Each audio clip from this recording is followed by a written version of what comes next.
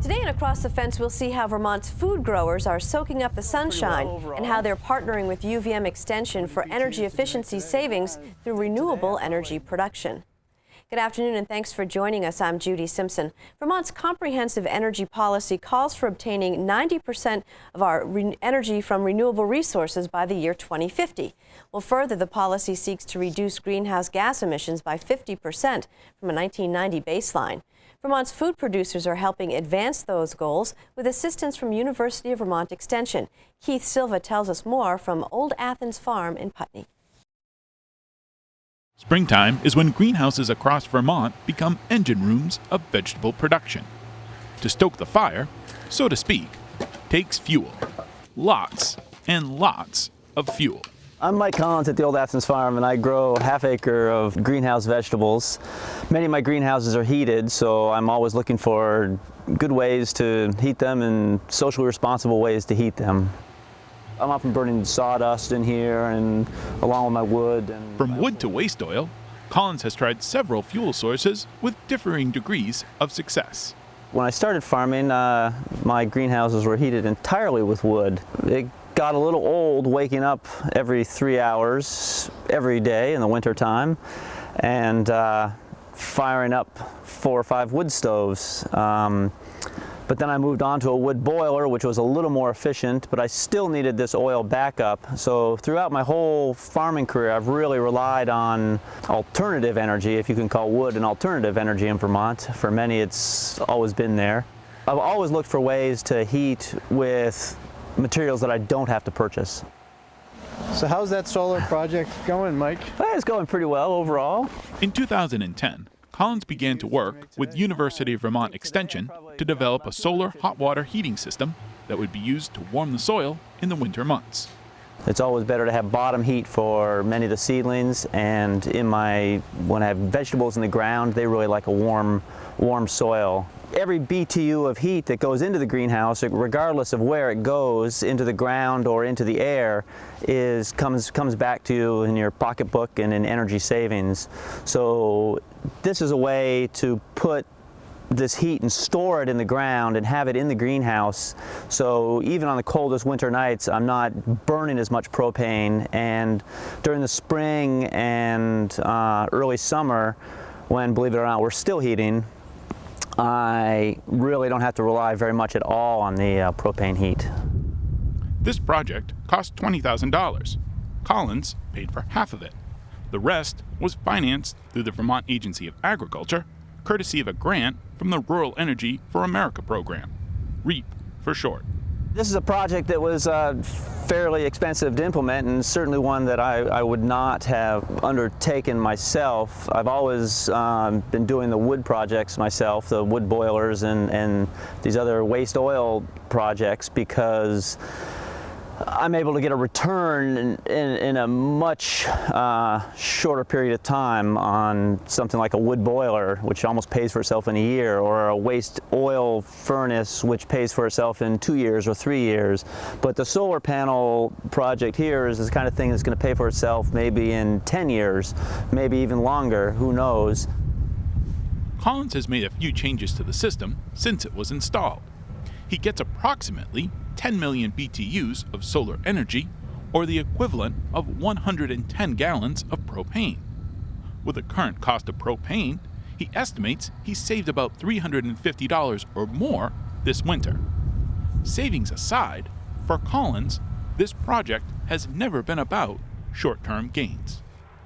Whether the price of propane is down right now or going up later and the price of oil is still up, having a system where I don't have to rely on these fossil fuels, or where I don't have to buy in fuel, where I can cut wood or buy wood, it's a lot cheaper for me than using fossil fuels. And this every year is kind of free, and at least it's a set price that I'm paying every year in my capital investment, whereas if I'm buying propane or if I'm buying oil, I'm giving this money to the gas company, and I don't get that money back, and I have no idea how much it's going to cost me every year. In the Northeast, sunshine can come at a premium. For Mike Collins, that means making hay, energy and saving money when the sun shines. In Putney, I'm Keith Silva with Across the Fence. Well, thanks, Keith. Joining me now is agricultural engineer Chris Callahan from UVM Extension. Thanks for being with us. Tell me about how that system that we just saw works. So it's a solar hot water collector, and so the panels that you saw are absorbing the energy from the sun and putting it into water and raising the temperature of the water, and then that water can be used to heat another space. And so he's actually using it as pipes underneath the greenhouse, is that correct? That's right, pipes underneath the greenhouse and then also some radiators along the perimeter of the greenhouse. And why did he decide on that system? So Mike has, as you heard, been experimenting with alternative heating sources of a lot of different kinds for several years, and this was another opportunity to explore something different. You know, he's tired of stoking the fire in the boilers, so this is a way of making that a little less management intense. It's a big project, though. It is a big project and a high capital project to begin with.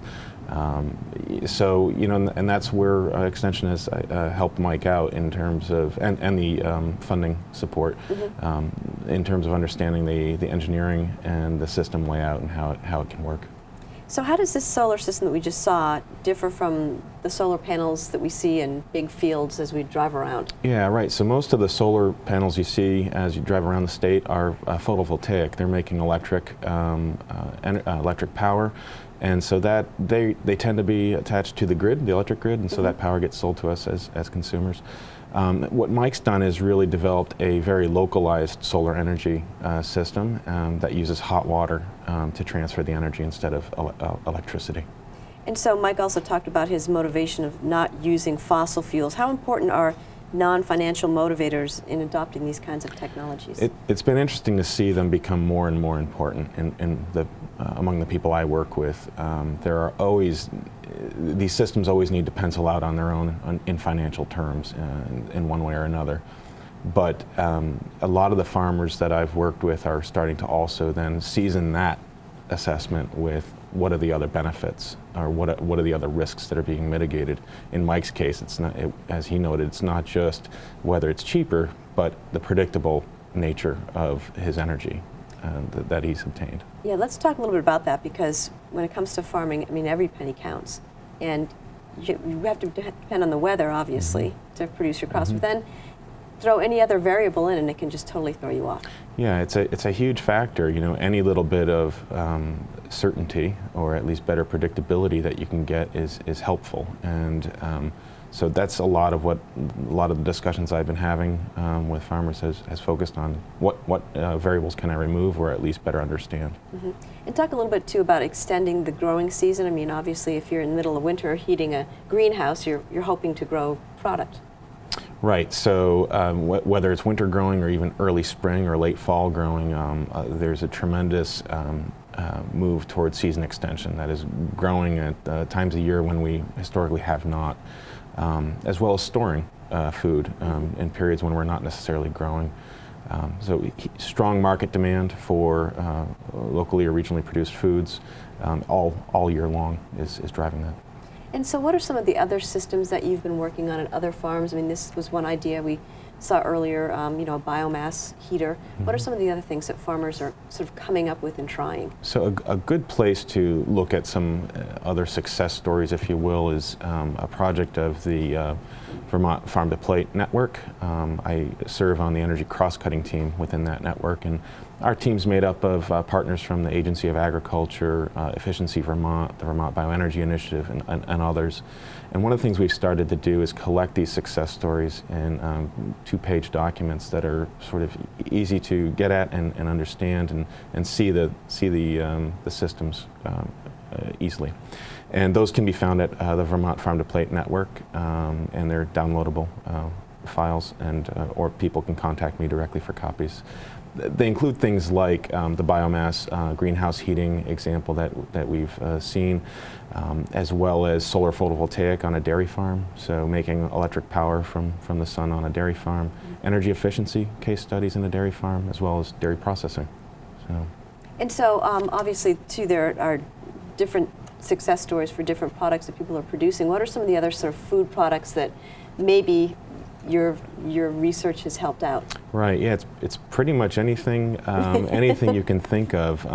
We are seeing a lot more value-added production that is taking raw agricultural products and turning them into a higher value product. So things like cheese, or cured meats, for example, even mixed vegetable products, which require a little bit more technology at times than you might think, and certainly maintaining safe food systems and high quality, low cost. Can you give me some examples of some of the things that farmers have done to sort of bridge that gap and to accomplish those goals?